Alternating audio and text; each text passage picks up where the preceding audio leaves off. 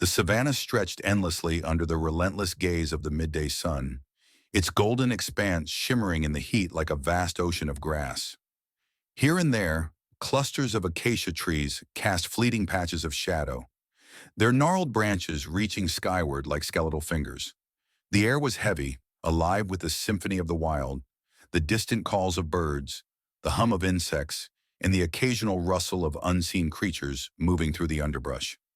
The safari jeep rolled steadily along a dirt path, its tires crunching softly over the dry, cracked earth. Inside, a group of eager tourists clutched their cameras and binoculars, their excitement palpable as they scanned the landscape for signs of life. For James, his wife Clara, and their 6-year-old son Sam, this was not just a journey into the heart of the wild, but a long-awaited family adventure, one that promised to etch memories into their hearts forever. Sam's face was a canvas of wonder, his wide eyes darting from one side of the Jeep to the other, desperate not to miss a single detail. He leaned precariously over the edge, his small hands gripping the railing tightly, his voice bubbling with excitement. "Look, Mom! Elephants!" he cried, pointing animatedly toward the horizon. A small herd of elephants lumbered near a watering hole, their enormous bodies moving with an elegance that belied their size. Clara reached out instinctively, her hand brushing against his shoulder as she gently pulled him back into the safety of his seat. "Careful, sweetheart," she murmured, her voice a mixture of amusement and maternal caution. She couldn't help but smile at his enthusiasm, though her heart skipped a beat at the thought of how close he had been to the edge. Their guide, Peter, turned in his seat to address the group. His sun-beaten face and the lines etched into his skin told the story of a man who had spent years in the savannah. His khaki uniform, faded and patched in places, added to his air of rugged authority. "Ladies and gentlemen," he began, his voice carrying a firm but calm authority, "while we're here to admire the beauty of these animals, it's vital to remember that this is their world. Please remain inside the vehicle at all times. They may appear calm, but these are wild creatures and they are unpredictable." Sam barely heard Peter's words. His attention was now fixed on the horizon, where a pride of lions lounged in the shade of a sprawling acacia tree. The golden coats of the lions blended seamlessly with the surrounding grass, their relaxed postures hinting at a deceptive tranquility. "They're so cool," Sam whispered, almost to himself, his voice filled with awe. He could barely contain his excitement as he watched the majestic predators basking in the heat of the day. The Jeep slowed to a stop, allowing the group an unobstructed view of the lions. Cameras clicked incessantly as the tourists tried to capture every nuance. The flick of a lioness's tail, the slow rise and fall of her chest as she rested, and the occasional yawn that revealed sharp, formidable teeth. Sam's gaze wandered until it landed on something smaller, more playful, a lion cub. It tumbled through the grass, its oversized paws batting at a stick in clumsy excitement. The cub's antics were a sharp contrast to the regal stillness of the adults, and Sam was utterly captivated. "Mom, can I go see it?" Sam asked suddenly, his voice filled with an innocent eagerness that made Clara's stomach twist. "Absolutely not," Clara replied, her voice sharp and firm. Her grip on his hand tightened as she shot him a warning look. "Stay right here, where it's safe." But Sam's curiosity was insatiable.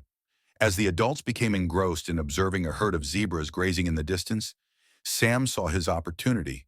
His small hand slipped free from Clara's grip, and with the stealth of a determined child, he climbed down from the Jeep. The savannah seemed to hold its breath as Sam walked toward the cub, his small figure dwarfed by the vast expanse of the landscape. The cub noticed him almost immediately, its head tilting curiously as it let out a soft squeak. The sound carried farther than Sam could have imagined. A lioness, her sleek form stretched lazily just moments before, rose to her feet with alarming speed. Her ears flattened against her head as she let out a low, menacing growl, her golden eyes locking onto the boy. "Sam!" Clara's scream pierced the air, shattering the stillness. Every head in the Jeep turned, horror etched into their faces as they saw the child standing only feet away from the lioness. James's heart lurched and adrenaline surged through his veins. Without a moment's hesitation, he leaped from the Jeep, his boots hitting the ground with a thud. "Sam, don't move!" he shouted, his voice trembling with fear. The lioness began to move, her powerful body gliding through the grass with the grace of a predator closing in on its prey. Her growls deepened, a guttural warning that sent chills down everyone's spine. Peter acted swiftly, his hands moving with practiced precision as he grabbed a flare from the emergency kit. He struck it against the metal side of the Jeep, the bright flame bursting to life with a sharp hiss. He waved it high, the acrid smoke curling into the air as he tried to divert the lioness's attention. James reached Sam and scooped him into his arms, clutching the boy tightly against his chest. "What were you thinking?" he muttered breathlessly, his voice a mix of anger and relief. He turned to make his way back to the Jeep, but the uneven savanna terrain betrayed him. His foot caught on a hidden rock, sending him and Sam sprawling to the ground. Clara's sobs filled the air, her hands clutching the edge of the Jeep so tightly that her nails dug into the metal. "Do something!" she cried, her voice breaking with desperation. The lioness crouched low, her muscles coiled like a spring. Her eyes were unblinking, her focus absolute. Another safari vehicle arrived at that moment, its driver honking the horn repeatedly in an effort to create more noise. Peter maneuvered their Jeep closer to James and Sam, shouting commands to his team. Clara, her fear overpowering her reason, grabbed anything within reach, a water bottle, a backpack, and hurled them toward the lioness, hoping to distract her. The lioness lunged. Time seemed to slow as her powerful body arced through the air, every muscle and sinew working in deadly harmony. But Peter, with nerves of steel, aimed the flare at the ground near her. The sudden burst of light and noise startled the lioness mid-leap.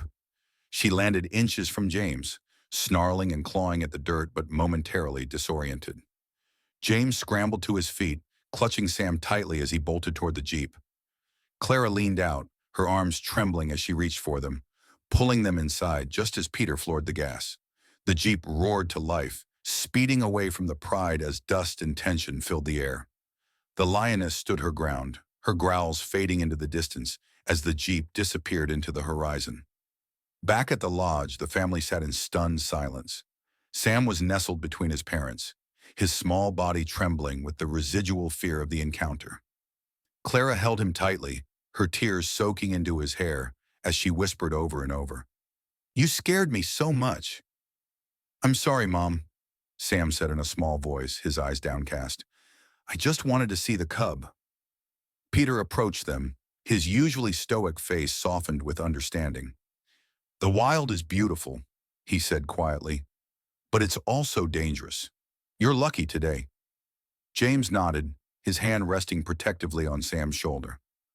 "We'll never forget this," he said, his voice heavy with emotion.